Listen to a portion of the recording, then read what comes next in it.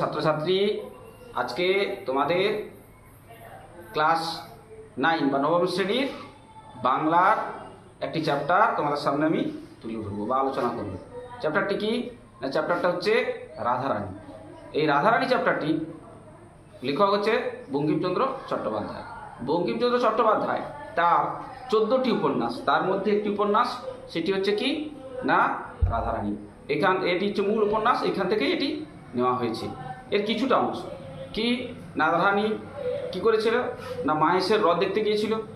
কেন গিয়েছিল সে না, তার অসুস্থ মায়ের পথ্যের জোগাড়ের জন্য, ওষুধের জন্য কি করেছিল না, বনফুলের মালা গেঁথে নিয়ে গিয়েছিল রথের মেলায়।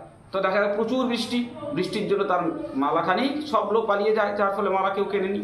মালা নিয়ে রাতের অন্ধকারে বাড়ি ফিরছিল, হঠাৎ এক ভদ্রলোক তার ঘাড়ের উপর এসে পড়ল। রাধারানীর বয়স কত ছিল তখন? মাত্র 11 বছর বা 11 বছর যেটাকে বলি আমরা। সেই 11 বর্ষীয় মেয়ে কী করলো, তার ঘাড়ের উপরে সে রুক্মিণী রায়, লোকটির নাম ছিল, পরে কিন্তু পাওয়া যায় গল্পে যে লোকটির নাম ছিল কি রুক্মিণী কুমার রায়। সে হঠাৎ এসে পড়লো ঘাড়ের উপর। এবারে রাতের অন্ধকারে তাকে নিয়ে যায়, তার বাড়িতে পৌঁছিয়ে দেয়। দেওয়ার পর তাকে কিছু কাঁচা টাকা তাকে দিয়ে আসে।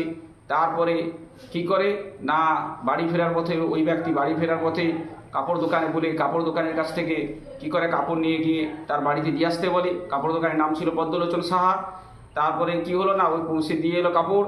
তারপরে পরের দিন দেখতে পেলো যে একখানি নোট পেলো, সেই নোটে কার নাম লেখা ছিল? ওই ভদ্রলোক রুক্মিণী কুমার রায়, এবং রাধারানীর নামও তাতে লেখা ছিল। পরে সেখান থেকে জানা যায়। এই হচ্ছে গল্প।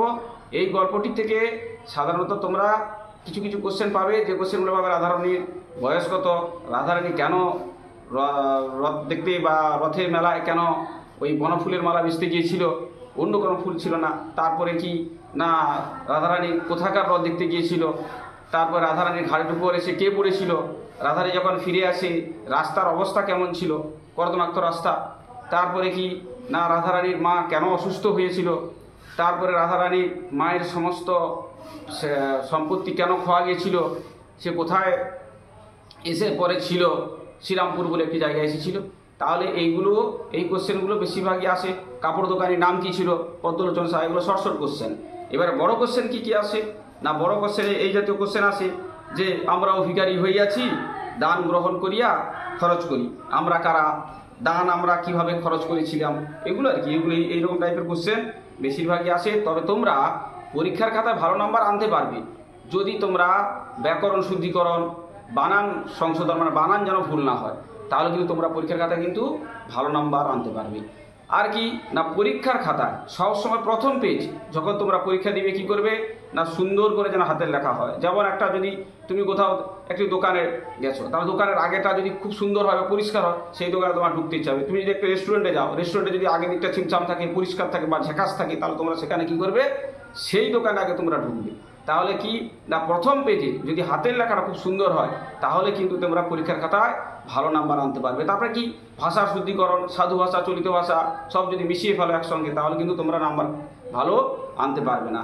তাই ভালো পরীক্ষায় নাম্বার তুলতে গেলে কি করতে হবে না, বানান শুদ্ধিকরণ, আর কি ব্যাকরণের শুদ্ধিকরণ, ভাষার শুদ্ধিকরণ, কিভাবে আমি বাক্য গঠন করব, বাক্যের গঠনের শুদ্ধিকরণ, সেগুলো আগে আমাদেরকে জানতে হবে। আর সামনের পেজে পরীক্ষার খাতায় সুন্দর করে তোমরা লিখে আসবে, তবেই তোমরা নাম্বার পাবে বাংলায়। আর এই রাধারানী চ্যাপ্টার থেকে অনেক কোশ্চেনই আসে। রাধারানী চ্যাপ্টারটা ভালো করে একটু তোমরা ভালো করে পড়বে, এর সার কথাটা পড়বে, পড়ার পরে তবে এই প্রশ্নের তোমরা উত্তর দিতে পারবে। আর ভালো করে গদ্যাংশটি ভালো করে একবার পড়ে নিবে তোমরা, তাতে তোমরা ভালো নাম্বার আনতে পারবে। ঠিক আছে? যদি তোমাদের আর কোনো অসুবিধা থাকে এখানে, তোমরা কমেন্ট করে একটু জানি, আমি আবার চেষ্টা করব। ঠিক আছে?